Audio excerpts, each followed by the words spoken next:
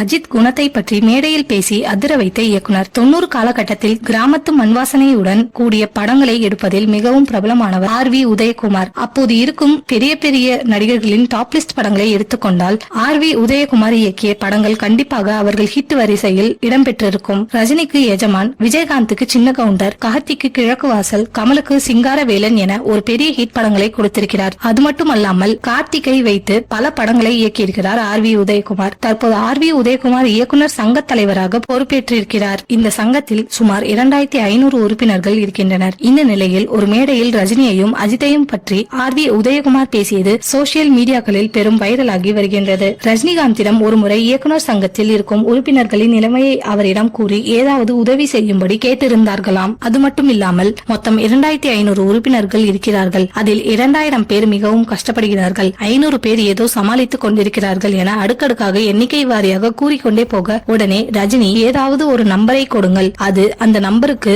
பணத்தை அனுப்பிவிடுகிறேன் என கூறினாராம். இதை கேட்ட ரைட்டர் அசோசியேஷனும் நாங்களும் கஷ்டத்தில் இருக்கிறோம் என சொல்ல அவர்களுக்கும் சேர்த்து ரஜினி உதவி செய்ததாக ஆர்.வி. உதயகுமார் கூறினார். அது மட்டும் இல்லாமல் கேட்டதும் அந்த நேரத்தில் உதவி செய்தார் ரஜினி. ஆனால் கேட்காமலேயே உதவி செய்தவர் அஜித் என ரஜினியையும் அஜித்தையும் பாராட்டி அந்த மேடையில் பேசினார். ஆனால் சமீப காலமாக நடிகர்கள் ஒரு படத்தில் கமிட் ஆனதும் அட்வான்ஸை வாங்கிக் கொண்டு அதை ஏதோ ஒரு பிசினஸில் இன்வெஸ்ட் செய்து விடுகிறார்கள். மற்றவர்களுக்கு கொடுக்க வேண்டும் என்ற எண்ணம் வருவதே இல்லை என்றும் கூறினார் ஆர்.வி. உதயகுமார்.